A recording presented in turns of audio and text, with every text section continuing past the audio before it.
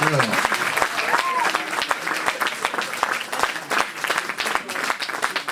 s'agissant donc de vos applaudissements, je souhaitais bien évidemment, par rapport à ces résultats, vous faire une déclaration.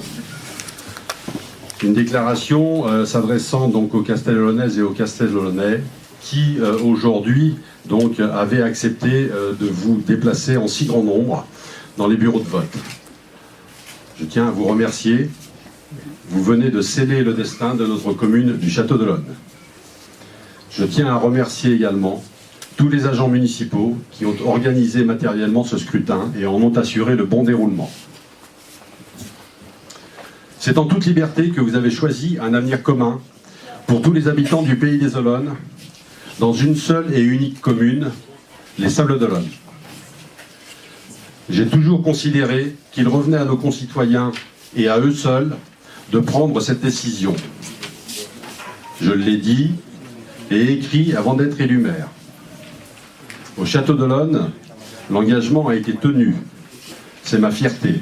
Je la partage avec tous les élus de la commune. Cette singularité qui aurait dû être la norme dans les 3 communes du pays des Olonnes nous honore tous.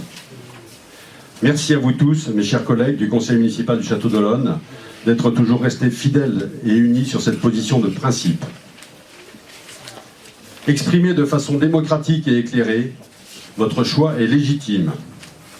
Il s'impose à nous tous comme une décision.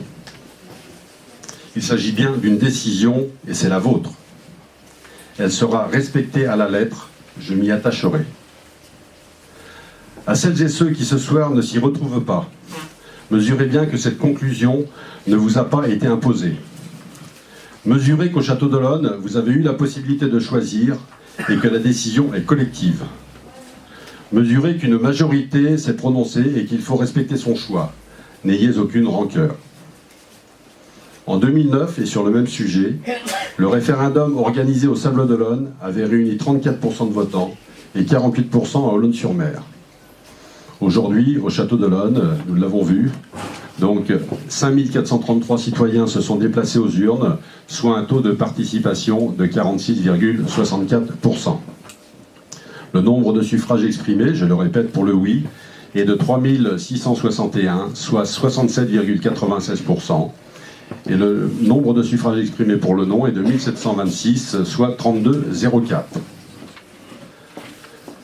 Pour que la fusion parte d'un bon pied et pour qu'elle marche bien, il fallait d'abord s'assurer qu'elle soit voulue et désirée.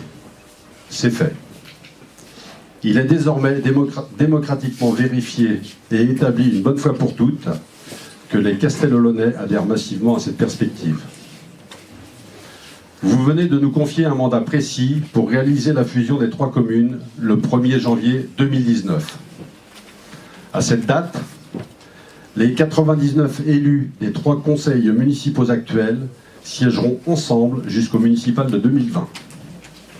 Leurs mandats et engagements actuels seront respectés jusqu'à cette échéance. Le cadre que nous proposions est à la fois fixé par vous et accepté par nos partenaires.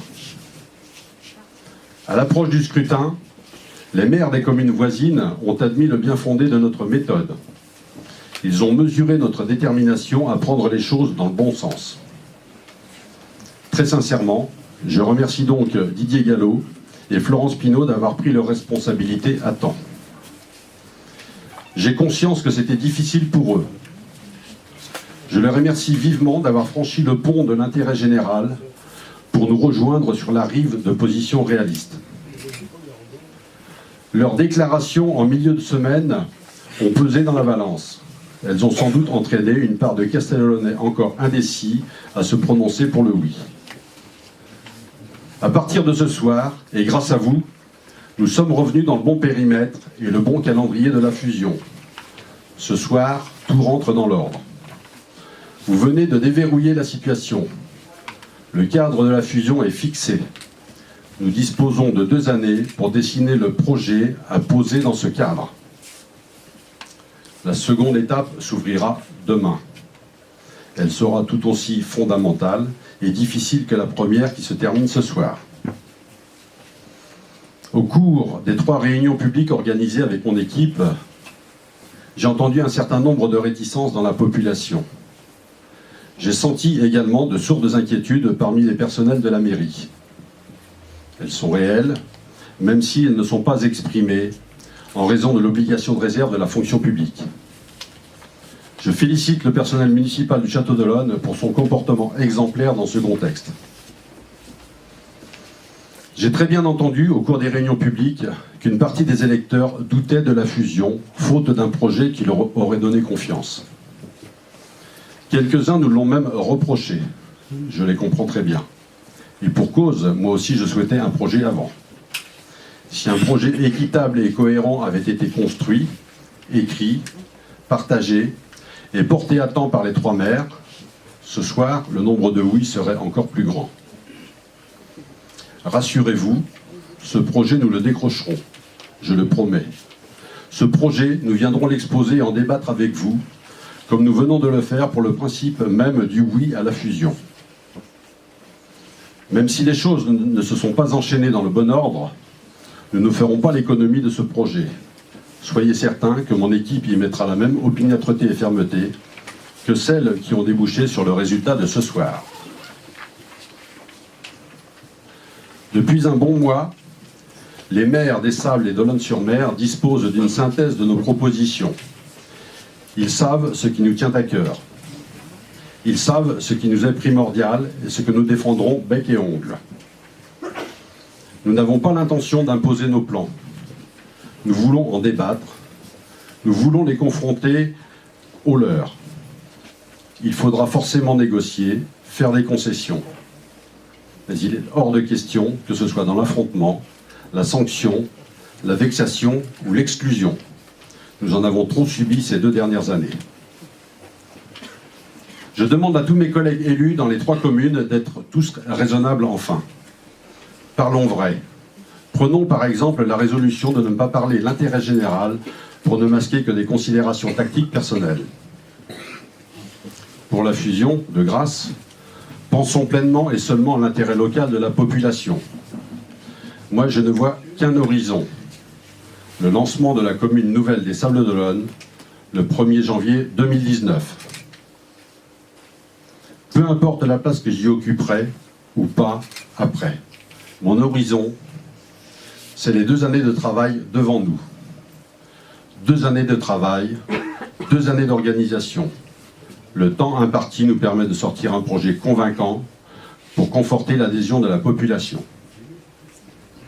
Oui, comme l'a dit Madame le maire d'Olonne la semaine dernière, oui, c'est une question de volonté. Oui, et je précise, la volonté de bien faire. Oui, il faut trouver cette volonté qui a cruellement fait défaut en 2015 et 2016.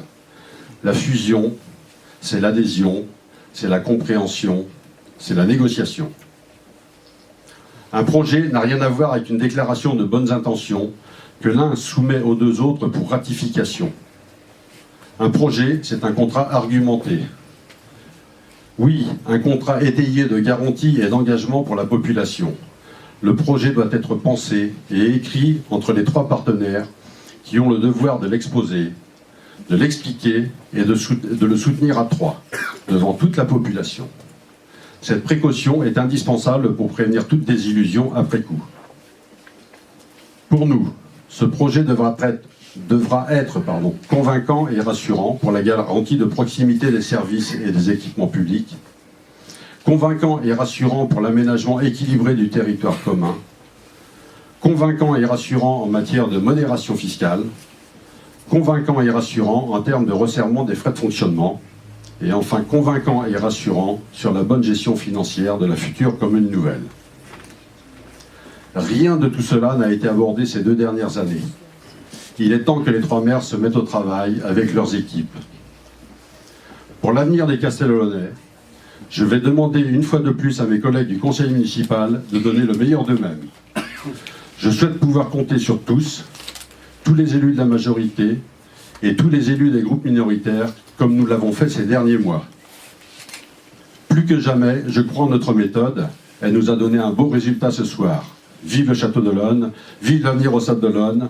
Bonne soirée à vous tous et merci pour cette fin de consultation.